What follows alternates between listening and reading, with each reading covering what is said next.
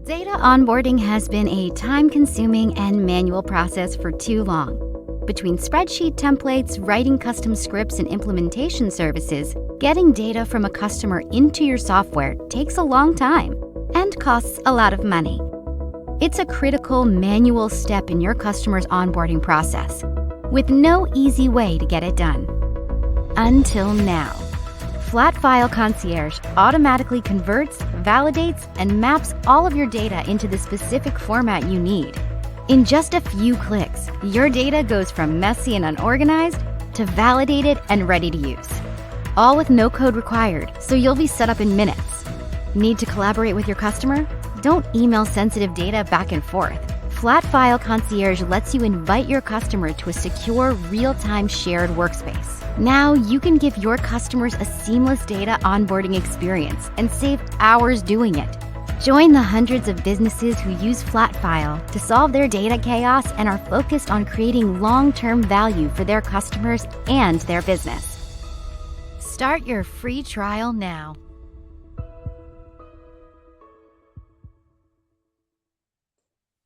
Hello and welcome or welcome back to the Customer Success Festival. I hope you're enjoying today's presentations. Just a quick reminder that you can join fellow attendees in our Slack community. Just follow the link at the top of the event website. And now, on to our next speaker.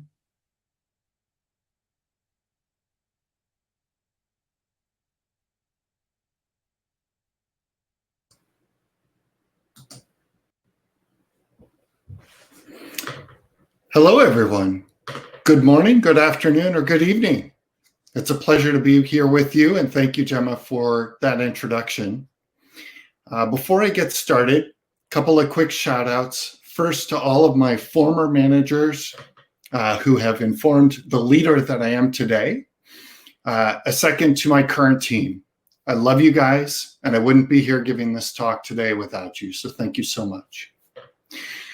The title of my talk today is Keeping Client Engagement Human in the Digital Age. I'm super excited to be here with you this morning to have this conversation, and I hope we'll have a little bit of fun as well. Before we jump in, I did want to make a quick comment. You know, the pandemic, in my opinion, has created a unique opportunity for all of us to really think a little bit about who we are as humans and how we're interacting with one another, both personally as well as professionally. That theme is going to permeate and continue throughout my talk today. So let's go ahead and get started. So a quick introduction. My name is Chris Simpson. I am head of customer success for direct commerce. Professionally, I've spent the past 20 years in customer success and sales in a variety of different organizations. I'm born and raised in California, native Californian, as unique as that may be. Although I did spend 4 years in upstate New York at Ithaca College. I have two sons. One is at the United States Naval Academy in Annapolis, Maryland, where he plays water polo. The second is here at home, like many of you, enjoying and passionate about High School Musical theater. When I'm not involved in those activities or working, you can find me up in the hillsides with my two Portuguese water dogs, hiking. And I'm passionate about music and movies. I have a vast record collection, vinyl record collection and CD collection, and I collect Blu-ray movies as opposed to streaming. So that's a little bit about me, but let's dive into our talk today. Direct Commerce, to begin, is a leading provider of P2P or procure-to-pay software. We help organizations transform the way they interact with their suppliers in the accounts payable automation space. We're a global organization. We're handling over 120 million transactions annually and over $100 billion in spend under management. And we're operating in over 120 different countries. So we're global and working with organizations all around the world. And here are some of the folks that I'm so very privileged to call clients on a daily basis. We're working with great organizations such as Walmart, Eli Lilly, Lockheed Martin, and Home Depot, to name a few. And we have a vast supplier network of companies that are supporting those organizations that become de facto clients to us as well as we support our clients more broadly.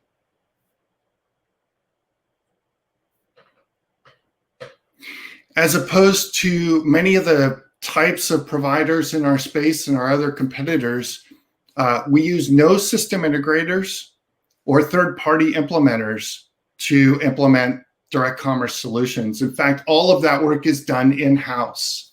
And as a result, our clients have direct access to customer success managers, project managers, and leadership. We put our clients and our client solution at the forefront of everything we do. And we work very hard to understand our clients' business objectives and needs and their unique business requirements. And as a result, are able to drive value from onboarding all the way through to implementation.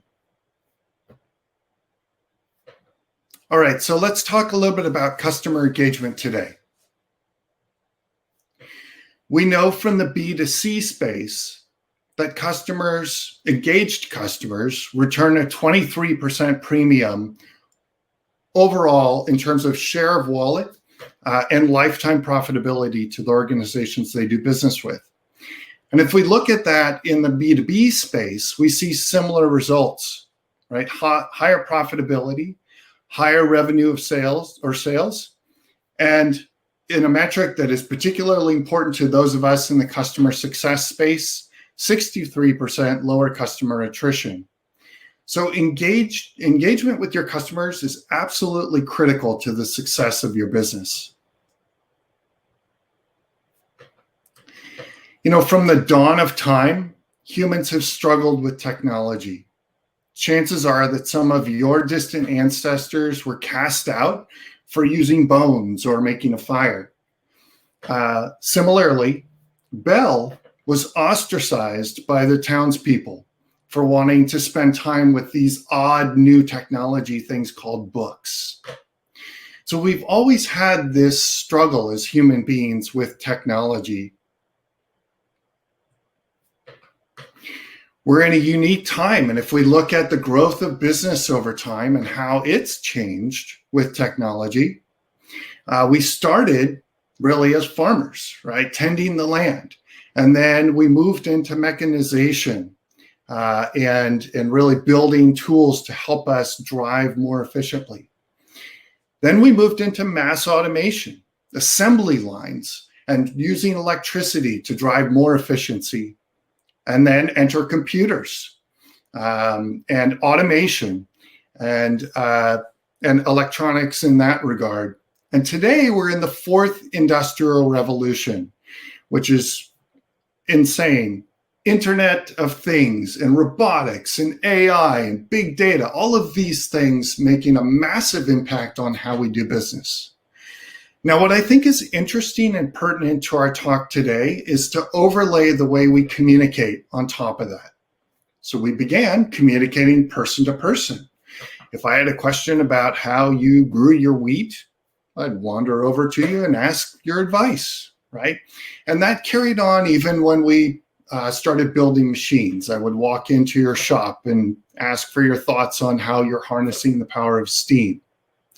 Now, as we moved along, written communication became dominant. And many of you may, in fact, remember interoffice envelopes, where we would create memorandums, pop them into an envelope right where we wanted it to go and send it off into interoffice mail. Well, that grew into email technology.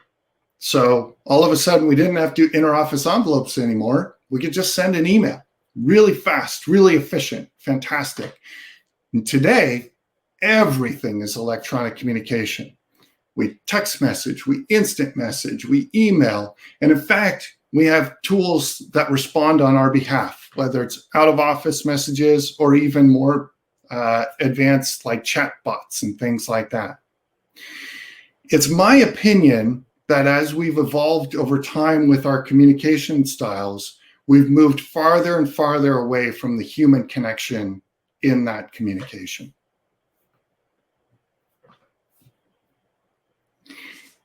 This guy struggled with working from home dramatically up in the hillsides of Colorado.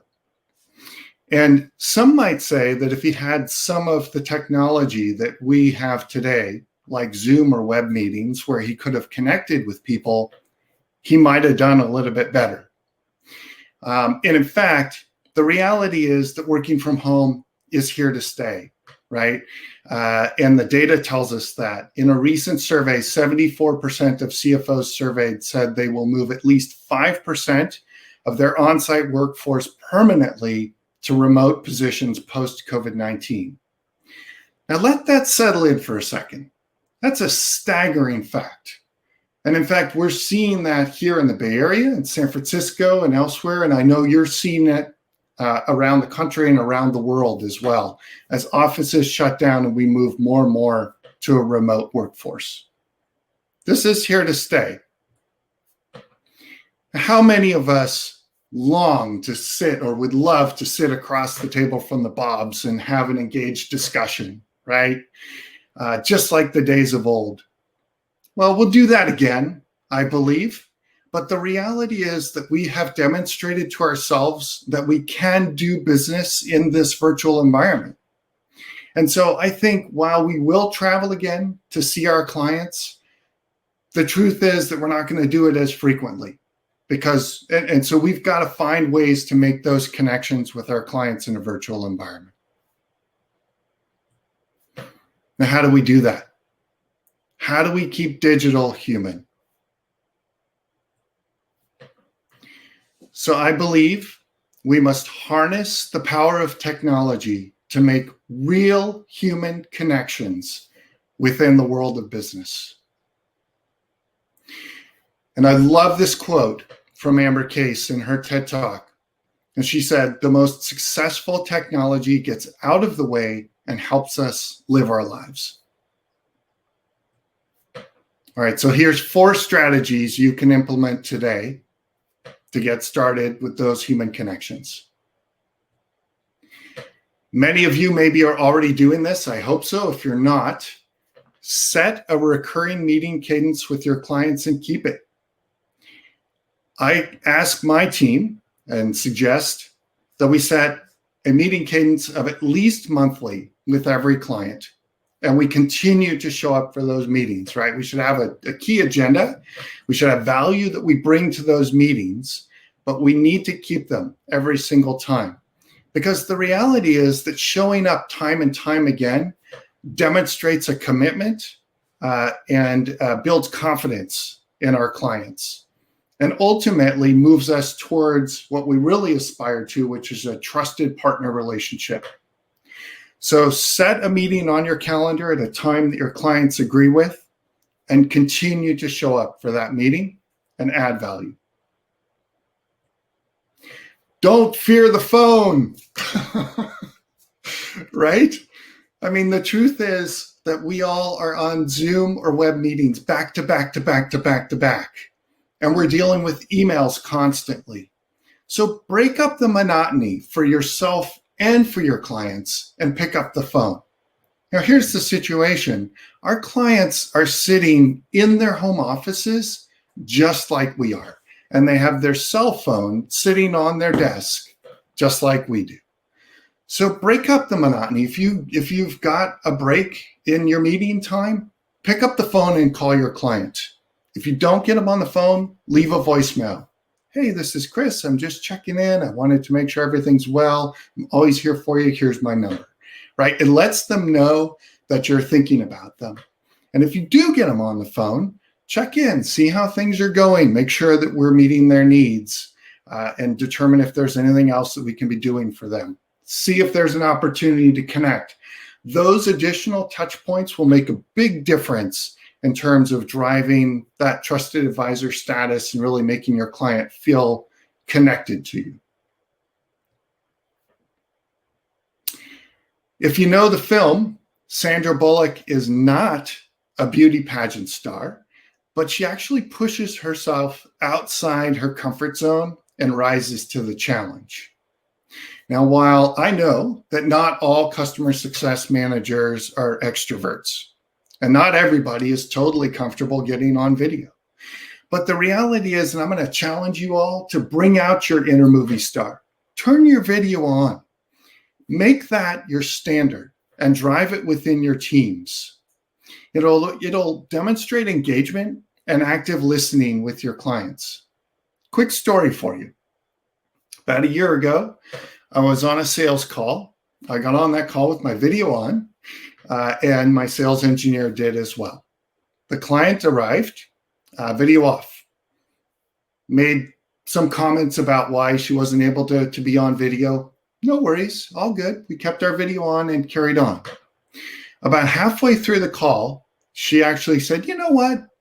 I think I'm going to go ahead and turn my video on. Excuse my appearance, I'm not dressed, etc., right? But I'm going to go ahead and turn my video on. And she did. And the tone of the conversation, the energy of the conversation changed in that moment. We had an immediate connection with her, and the rest of the conversation was completely different. You know, the truth of the matter is that you also see, and I'm sure you guys have this experience, right? But you'll show up to a meeting and your colleagues show up to a meeting. If you have your video on and the client shows up, one client will turn the video on. Next thing you know, another one does, and another one does. It's like dominoes. And all of a sudden, you have an engaged meeting. So bring out your inner movie star and turn on your video. All right. And the last piece is be yourself and let your guard down. All right. So you're probably wondering, what do chicken wings and Batman have to do with each other, right? Well, I'll give you a couple of stories. About 8 months ago, I was on a call with a client, first call with this particular client. And it was clear that she was not in her home. She was not in her car. She was out and about. And all of a sudden she said, can you guys hang on for 1 second? I haven't eaten all day. I'm starving. I got to put my order in. And she kind of went away and the phone was a little bit muffled. And then she got back on the phone.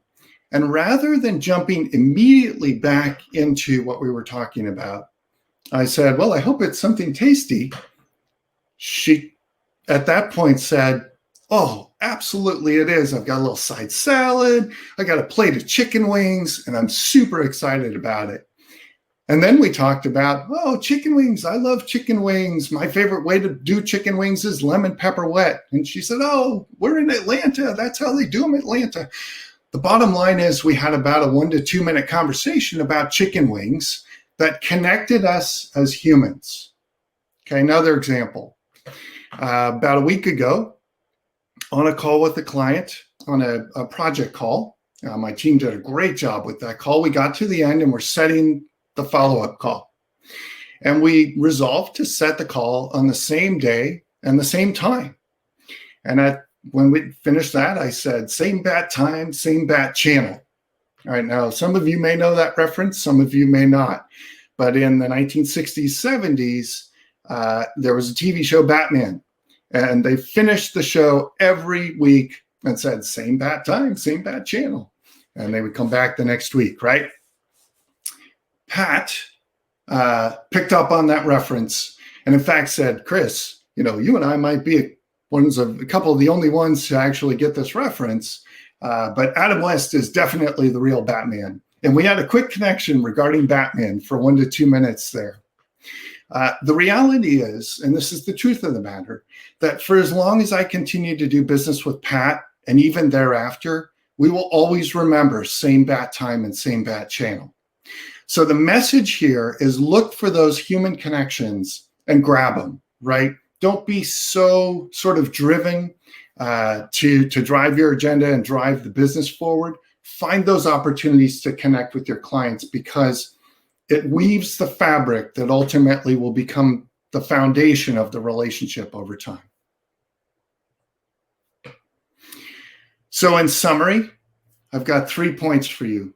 The first, recognize we're in unprecedented times and our lives, as well as the way we do business, is evolving before our eyes. It literally is changing minute by minute and will be different tomorrow than it is today.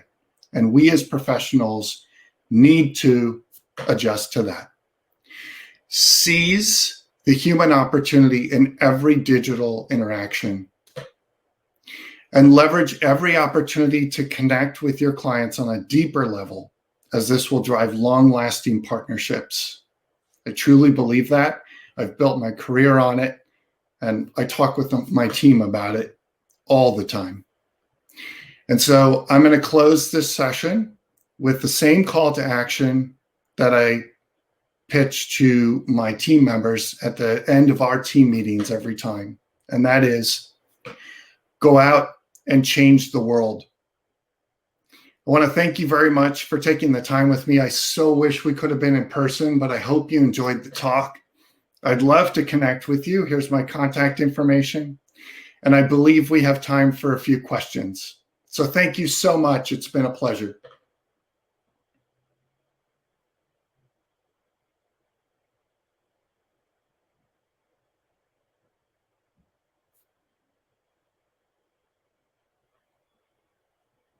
Let's see, Claire?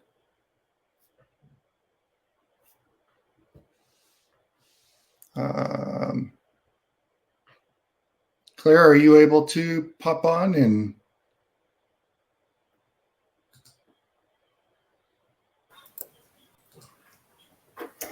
Hi, Chris. There's Gemma. That's me. Thanks so much for the presentation. I think Claire might be having a little trouble with her camera and microphone.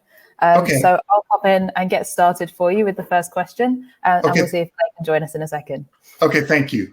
That's all right. So the first question is, what do you consider the most important action we should all be taking immediately to help client engagement human? How should customer service teams be leveraging tools like chatbots and messaging? How has your experience in customer service differed at small versus large enterprises? Yeah, great question. I think the first thing, obviously, is find those opportunities to connect. I did talk about chatbots in my QA, because that was one of the questions that Future of SaaS asked me. And I think chatbots are fantastic tools, just like Zoom meeting or web meeting are great tools as well, right? But at the end of the day, we've got to recognize where that human connection needs to enter as well. So if chatbots can help clients self-serve, fantastic. But at the point at which they get frustrated or it's not resolving their needs, we need to recognize that and get engaged. I'm sure we've all been stuck in sort of VRU loops where we just get frustrated with other providers. We need to use those tools in a way that we tie the human connection in and understand when we need to step in and help our clients. Perfect. Thank you for that. I'm going to hand back over to Claire as she's back with us now for question 2. Okay, great. Yeah, thank you. So Chris, we've gotten a couple very interesting questions in the chat. So one of the ones we had a couple people ask is, between the calls and constant messaging, how do you scale that with a heavy client load? The example this person gave was about 80 clients to a single CSA. Yeah, it's that's a great question. And I think part of that is technology. So we're actually in the process of implementing a client success solution ourselves at the moment. I think that will help us scale and will help any organization scale. And I think you just have to build it into your process to make sure that you are connecting. I mean, we cannot afford not to connect with our clients is the reality. So I think you just have to build that in, even if it's 5-minute quick outreach, right? Where you carve out maybe 30 minutes in your calendar and you make quick calls out to your clients to check in. Those touch points are going to make all the difference in terms of your clients feeling supported and feeling as though you're there and that you're remembering them. So I know it's a challenge, especially in the environment that we have where my calendar is Zoom after Zoom after Zoom after Zoom. But book yourself into your calendar and make the commitment because it will pay off in the long run. So that was actually a great segue into another question we received, which is, how do you remember all of these personal interactions? For you, do you put these in meeting notes? Do you have a different way of recording that information? How are you ensuring that you remember all of these great stories? So I put some of them in meeting notes. Honestly, I think the true answer to that is that I'm just a naturally curious person, and I just want to get to know people. And so the stories just stick in my head. I've got a great story with a client who was a large semiconductor organization where I sold, and we ended up talking about his kids, and he's a friend to this day, actually, and served as a reference to the last job that I took. So I think you can make notes, absolutely, and you can do that in your CRM system or your client success system. But I think ultimately, if they are sincere connections, they're going to stick with you. So we had someone else ask, if you have a team lead who is more of a micromanager and doesn't allow others, like their support reps, for example, to go to this personal level with their clients, how would you go about handling that? That's a good question. And I'm so not a micromanager, so so it's a little bit outside my my lexicon. But I think the truth of the matter is that connecting with that individual and I think demonstrating by example is part of the way that that's going to work. I mean, the people want to do business with people they like, right? And I know I've had sales managers in the past, believe it or not, I hate this term, but they literally say relationship sales is dead. And I'm like, no, it's not. You got to be, that's crazy, right? I mean, the sales is definitely an art form, and there are methodologies to sales, but relationships are what human beings are built on.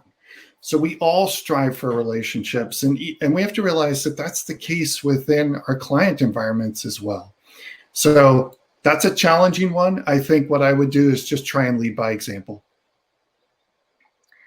So we also received a question. So how do you find a happy medium between all of the digital communication done between customer service, marketing, product to those same clients? I think you need to make sure that you're aligned in the messaging, and you're aligned in terms of what the cadence is with those communications.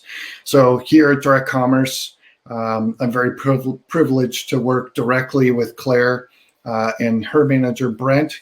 And we work very tightly together as marketing and customer success along with the rest of the organization.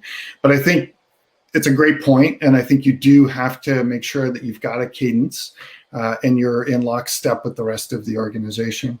But don't let that impede those check-ins, right? Those calls out to your client are still very, very important. But messaging-wise, you should be in lockstep. And then I know I had to pop out for a second due to some technical issues, so I'm not sure if you already answered this, but how should customer service teams be leveraging other tools like chat bots and messaging that way?